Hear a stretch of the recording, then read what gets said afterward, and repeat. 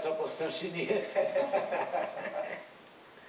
É sua porção chinesa que te ajudou a fazer o Como Educar Sua Mãe? A minha porção chinesa, eu não diria, né? Eu fico A porção pensando, japonesa que tomara que não seja. eu não sei nem como é que os chineses conseguem competir, porque tem tanto chinês no mundo, né? E tão pouco espaço, como é que eles conseguem correr, né? Eles deviam ir para o Canadá, que tem mais espaço, que lá está tudo vazio por lá, né? Não foi minha porção chinesa, né? Mas foi baseado na minha mãe, essa é uma grande homenagem à minha mãe, ao meu pai. Eu estava falando com a nossa colega psicóloga, né? Meu pai é psicólogo, eu não sou um filho, eu sou um projeto científico, né? Desde pequeno eu sou estudado pelo meu pai, falou isso, falou aquilo, que Freud disse, meu pai, pelo amor de Deus, não Freud, vai. Então, o Como Educar Sua Mãe é um livro que tenta jogar um bom humor nessa relação tão complicada e de piana, né, do filho com sua mãe. É mais ou menos por aí, você como tem um filho deve saber também como é que funciona isso, Lili. Claro, eu sou mãe. Mas a Kátia Negra não é psicóloga, não é psiquiatra.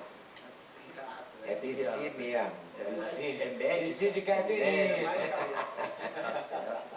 Tá certo. E já lançou homenagem à sua mãe? Ela gostou da Olha, homenagem? engraçado que no começo ela ficou com um pouquinho preocupada, né? Mas depois que ela deu a primeira lida, ela começou a rir muito, porque na verdade é uma grande brincadeira. Quem educa são as mães. E a gente aqui está tentando mostrar para os adolescentes que eles podem mostrar para as mães como eles gostariam de ser tratados, né? O adolescente ele não quer ser tratado nem como criança e nem como adulto. Tem uma fase específica, adolescência. Nós aqui somos 6 pessoas nesse estúdio. Com esse frio que está fazendo aqui, são 6 mães preocupadas do outro lado da tela, com seus filhinhos que estão morrendo de frio.